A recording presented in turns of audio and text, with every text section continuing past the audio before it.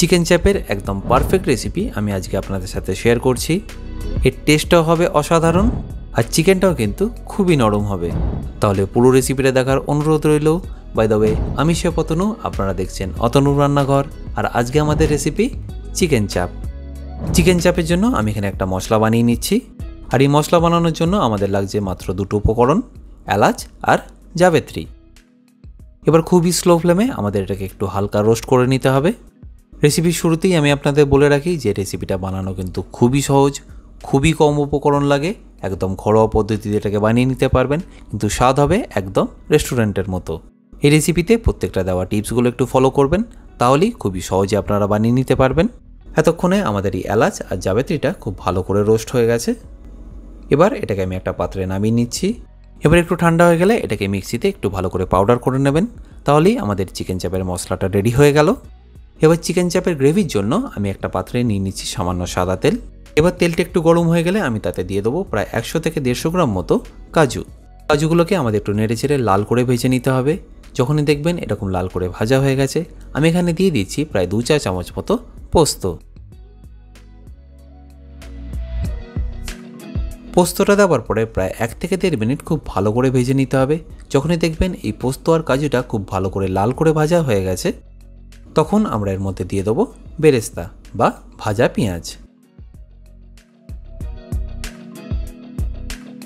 এবার সব কিছুকে একবার ভালো করে মিশিয়ে নিয়ে আমি এখানে দিয়ে দিচ্ছি পরিমাণ মতো জল। জল দেওয়ার পরে আমাদের এটাকে একবার খুব ভালো করে ফুটিয়ে নিতে হবে। ফুটিয়ে নেওয়ার পরে আমি এটাকে তুলে নিচ্ছি। তারপর এটা একটু ঠান্ডা হয়ে গেলে আমি মিক্সিতে খুব ভালো করে এটাকে পেস্ট করে নেব। এবার চিকেন চাপের জন্য আমি এখানে এরকম বড় বড় 4টে লেগ পিস নিয়ে নিয়েছি। এবার এগুলোকে আমি একটু ভালো করে ম্যারিনেট করে নেব। ম্যারিনেশনের জন্য আমি এখানে দিয়ে দিচ্ছি আদা রসুন বাটা, ঝালের জন্য দিয়ে দিচ্ছি লঙ্কা বাটা, তারপর দিয়ে দেবো পরিমাণ মতো নুন। নুন দেওয়া হয়ে গেলে আমি এখানে দিয়ে দেবো প্রায় 3 চা চামচ মতো টক দই। এরপর আমরা যে মশলাটা বানিয়েছিলাম এলাচ আর জাবেত্রী, সেটার মধ্যে দিয়ে দিচ্ছি। এবার সব কিছুকে একবার খুব ভালো করে আমাদের মিশিয়ে নিতে হবে। দেখতেই পেলেন একদম সব ঘরোয়া উপকরণ, কোনো রকম আপনাদের বানাতে অসুবিধা হবে না। তাহলে আমাদের এখানে ম্যারিনেশনটাও হয়ে গেল। আর চিকেন চাপ বানানোর জন্য আমি একটা চাপের পাত্র নিয়ে নিচ্ছি। আপনারা চাইলে এটাকে ইজিলি কড়াতেও বানাতে পারবেন। এবার এই পাত্রে আমি নিয়ে নেব ঘি। আপনারা চাইলে এখানে সাদা তেলেরও ব্যবহার করতে পারেন, মানে হাফ সাদা তেল আর হাফ ঘিও ব্যবহার করতে পারেন।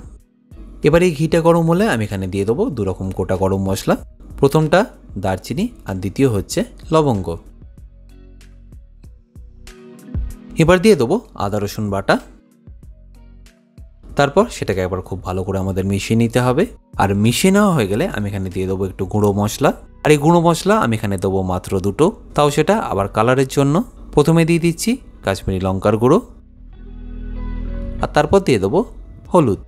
ব্যাস, এখানে আর আমাদের কোনো রকম মশলা ব্যবহার হবে না। এবার আমাদের এটাকে খুব ভালো করে একবার মিশিয়ে নিতে হবে। যখনই দেখবেন একটা খুব সুন্দর কালার চলে এসছে, আমরা যে পেঁয়াজের পেস্টটা করেছিলাম সেটার মধ্যে দিয়ে দিতে হবে। এবার কোনো রকম জল না দিয়ে খুবই ভালো করে এটা আপনাদের মিশিয়ে নিতে হবে। আর আপনারা যখন মেশাবেন গ্যাসের ফ্লেমটাকে একদম স্লো রাখবেন, নাহলে কিন্তু এটা জ্বলে যাওয়ার সম্ভাবনা থাকবে।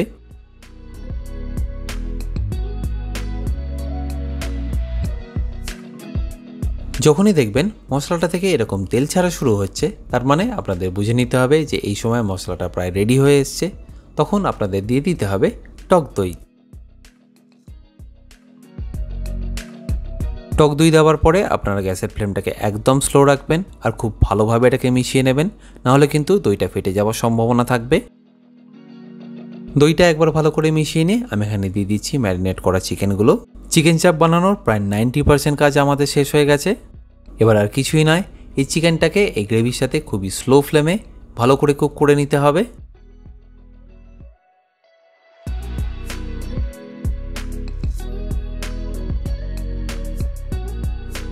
এই সময় একটু উল্টে পাল্টে আপনাদের চিকেনটাকে কুক করে নিতে হবে।